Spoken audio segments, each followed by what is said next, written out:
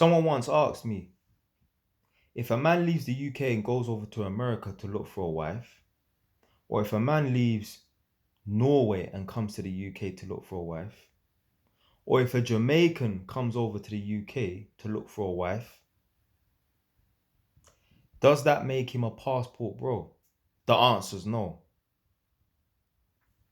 The whole mindset behind being a passport bro is leaving an economically stable country to go to a poorer, less developed country to look for a girl, to look for a wife.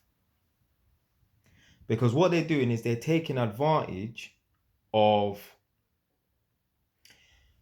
I don't even want to say being successful or having some sort of success, but they're taking advantage of making the women in the less economically stable countries, the more deprived countries, they're taking advantage of the women and making them think that, oh, you know, if you get with me, then there could be a possibility of me improving your life. And I know that to be true. Because when has a passport bro ever gone over to fucking Monaco to look for a gal? When has a passport bro ever gone over to Dubai to look for a gal? And this passport bro thing as well, yeah, like, it's not even about like jumping borders and going over to other countries and that. When I've spoken about passport bros in the past, I've said that, like, now this is not nothing to do with gal or, you know, going to other countries and that. I'm saying man them in London do this. There's a lot of competition. So what they'll do is they'll go out to places like Northampton, wherever in it, yeah, they'll go out of town. Norwich, Great Yarmouth. They'll go out there to build up a line because there's no competition. Now back to the galling thing. Man from London will always travel up to Newcastle, Manchester, Sheffield, wherever, because they know they've got an advantage. The ball's in their court. Man will go up to these places and that, knowing that the gal them will love their charisma. You know how it goes, innit? Now, obviously, maybe London don't have like we don't have like the London advantage as much because of social media and that. Yeah. Pre-social media, before social media and that, you literally had to meet a Londoner in person to get the London affected. That, yeah. But obviously with, you know, programs like Top Boy and, you know, just social media and YouTube and that, like, you got youths up here in Northampton talking like they're from London, never fucking been to London, shook to go London and that, and they think they're a London you and that. So you got man that will leave London and go Newcastle or Devon and that to try and clean up and that because they know they got an advantage. And I know that to be true. I know they've got an advantage because by default, it means the men from those sort of areas would not stand a chance in London. When have you heard about man from Newcastle coming down to London to clean up? When have you heard about man from Sheffield coming down to London to clean up? When have you heard about man from Great Yarmouth coming down to London to clean up? They have no advantage. This is why I'm the wise man, because I look at things from different angles.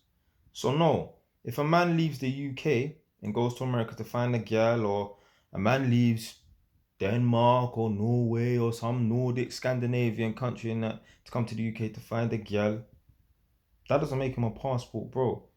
Because in reality, he don't really have no advantage.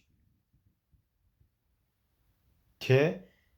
I've never heard of man from fucking Norway, Sweden or Denmark coming over here to mash up the gal them and that.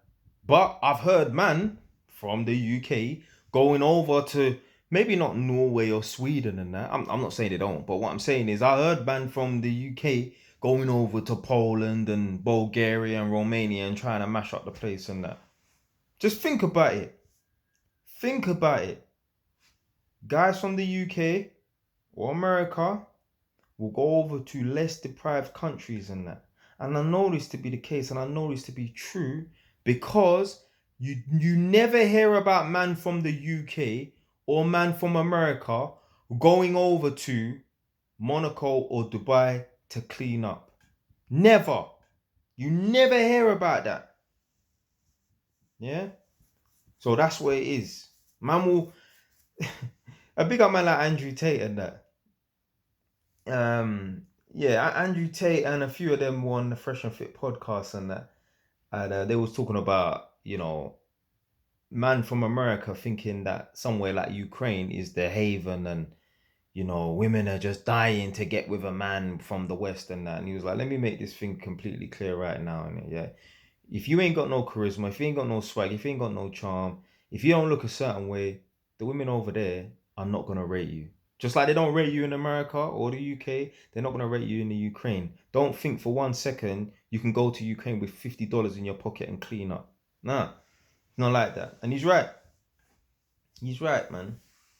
So, yeah, that's just one thing I've clocked. Like, yo, the man them, like, they're going to economically unstable or countries that are lower down the economic scale to try and use that as an advantage to get women.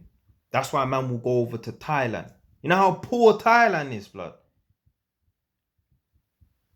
What I could even use an example in the ends. When do man from the ends, let's say the Tottenhams, the Hackneys, the Peckhams, yeah, the Edmontons, yeah, the Brixtons and that, when do they ever go over to Chelsea? Or when do they ever go over to Hampstead to clean up? Because they know they have no advantage. They're the ones that are economically deprived. Yeah? They're the ones that are lower down the totem pole. So they can never try and go to those sort of areas and that to try and clean up. It's not going to happen. And obviously the man them from, I'm not saying there's man them, but the men from Hampstead and fucking Chelsea, boy, they ain't going to want no ting from Brixton or Peckham. So anyway, man, that's it for today, man. Stay what, ton, man.